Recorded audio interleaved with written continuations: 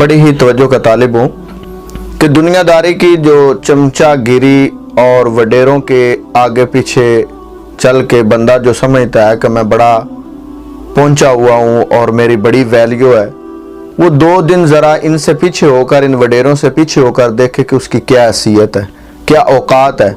लेकिन इसके मुतबादिल एक ऐसा रास्ता है कि जहां पर बंदा कुछ आगे होने की कोशिश करे तो वहां पर आगे जिसकी तरफ होने की कोशिश कर रहा है वो खुद ब खुद ही उसे समेट कर अपने साथ लगा लेगा।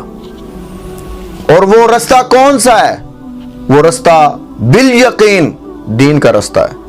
जो बंदा दीन को इख्तियार कर लेगा मेरे भाई कभी दुनिया में जलील नहीं होगा, कभी भी जलील नहीं होगा, और अल्लाह ताला की रहमत उसे अपनी तरफ खींच लेगी। जो बंदा रहमत खुदा बंदी की तरफ जाने की कोशिश करेगा ना, अल्लाह ताला की रहमत आगे से उसे पकड़कर अपने रहमत के करीब कर लेगी।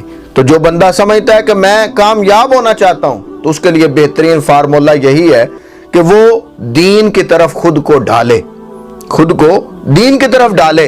अगर वो कामयाब होना चाहता है, अगर वो जलील और रुसवाई होना चाहता है, तो जाए चमचागिरी करे, कोई फायदा नहीं है।